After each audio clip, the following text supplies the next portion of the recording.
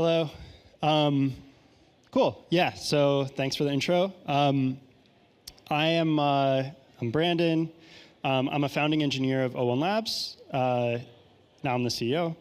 We incubated Mina, and we still build stuff for Mina. It's the one proof to rule them all. You might think this is Lord of the Rings themed, but it's not. It's children's storybook illustrations of Stranger Things, the TV show, themed. So let me tell a story.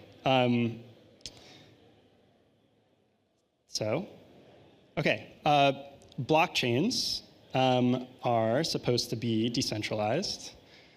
That's a thing. I would say, historically, it's working pretty well, but there's been a struggle to balance scalability and decentralization. If you have a ton of activity, then the chain grows really fast, and if the chain grows, then it's harder to sync to and limits who can participate. And if you take shortcuts, like checkpointing, you kind of sacrifice security assumptions, and lots of things happen. And then ZK, the superhero, comes in and is one way to help with these issues. And I think a lot of people here or watching this probably are aware of the thing that people talk about all the time, which is ZK rollups. And that's one way to deal with this.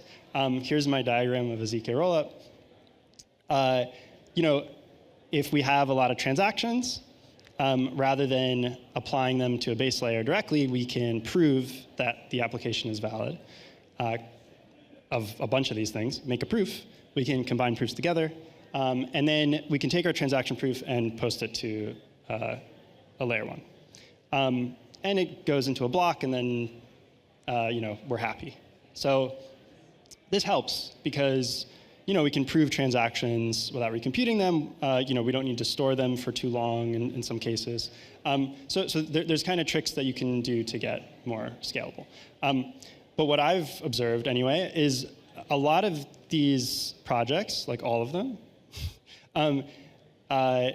they seem to be launching in a way that's sort of incrementally decentralized. So these projects are optimizing for getting something out the door and performance at the cost of some aspects of scalability and certainly decentralization. And that's fair and useful. And if you're on top of a base layer, then you in some ways inherit security, and there's all these nice arguments. And I don't want to get into a fight with anyone. But I just want to highlight that Mina is different, but I want to sort of show it in this lens.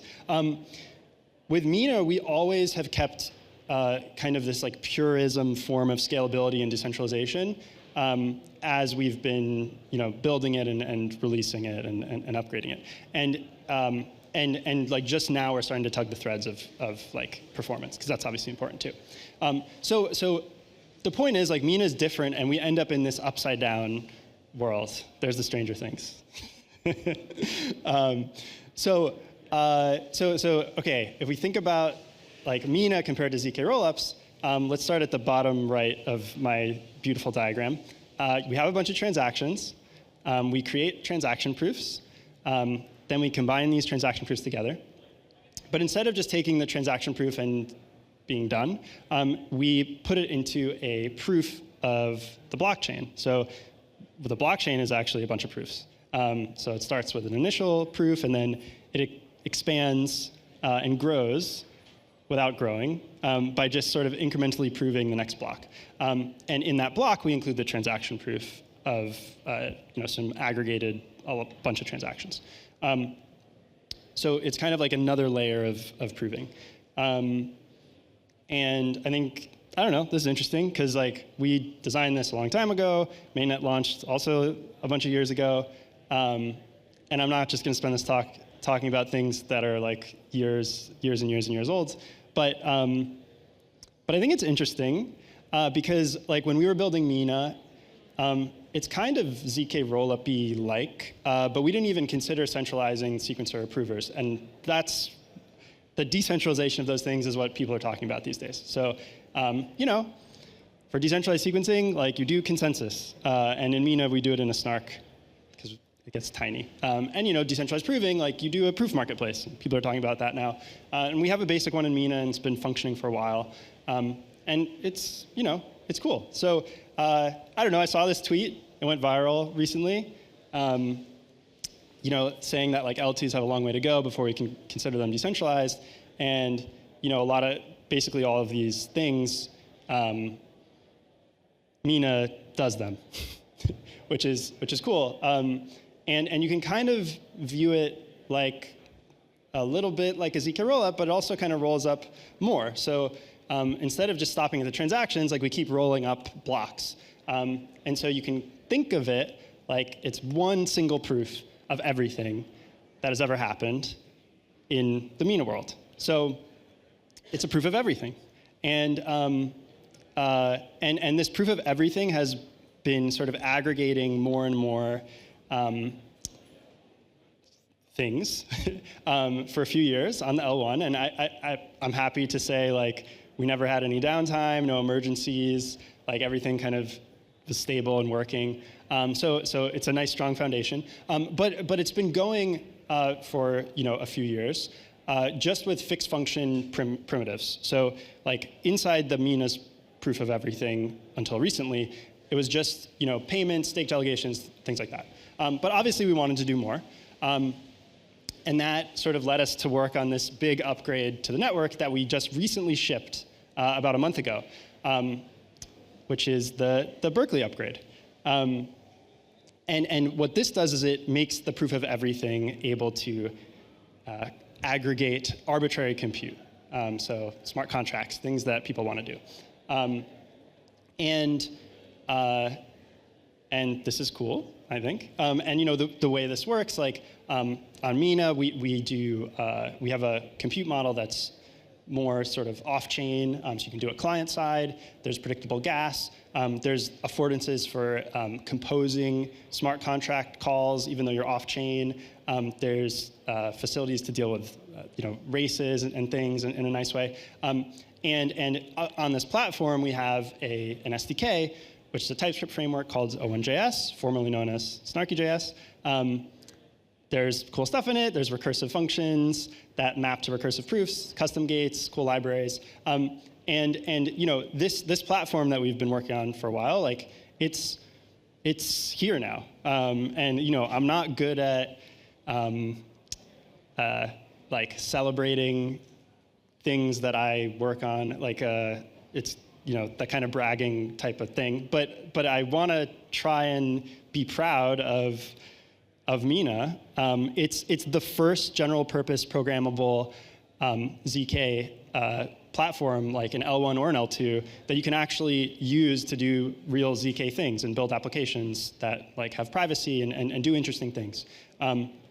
So that's cool. And I'm also like really proud of the recursion API we have.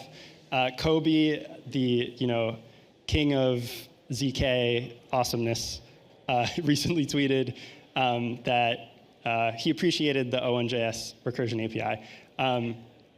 And I want to just show it because it's like so easy to explain. And if you haven't seen it before, maybe you'll get excited to play with it. So it's called ZK Program. So we're going to build a simple recursive proof that starts at 0 and incrementally adds 1. So it's a really simple thing that we're proving, but I just want to illustrate like how little scaffolding there is.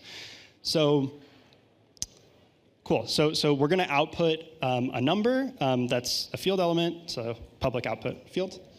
And then we have some methods. So there's a base case. The base case takes no private inputs, but this is where you'd put in some private inputs if you needed that. And then there's a method. It takes no public inputs, but it returns a public output. So 0, that's where we're starting. And then in the recursive case, we'll call it step, but you can call it whatever you want, and you can have more of these. We have one private input, and that is this recursive proof that we're building. So you say self-proof to refer to that. And then in the method, we take the one private input, which is the self-proof. We verify it, and then we return the proofs. It says public input, but it should be public output. So the last proof's public output, and we add 1. And that's it. And now we have a recursive proof that you can use in a smart contract on Mina. So, you should try it and play. And even if you're just learning about like recursion in ZK and you really want to like get your head around it, I truly think that this is a good place to play around and learn that stuff. And people are using this, using the platform, using the tools to build verifiable applications today. There's people building game engines, L2s on Mina, DeFi experiments like decentralized science, voting, and it's still early. We just launched mainnet, so it's so there's like lots of room to play with stuff, and I think because this is really like the first production platform, but in this space also like one of the really early platforms for really working with ZK, it's kind of a brand new space to play around with, and I'm just excited to see what people can come up with. Like, I don't even know what you're going to build. But anyway, this is Modular Summit. So how does this fit in a modular world? And I want to talk about that. So if we think about Mina as this proof of everything, and we track its timeline, the initial mainnet release. And since then, it's been sort of aggregating fixed function compute in Mina, like payments and delegations. Then there was a transition point very recently where we enabled arbitrary compute, and it's on mainnet and it's live and you can play with it. And what this does is it expands the scope of what the proof of everything can consume to any sort of arbitrary computation you want in the Mina universe. But ideally, and sort of where we're working towards now, and where we want all of you to sort of help us get there, is to make the proof of everything on Mina a proof of everything on everywhere.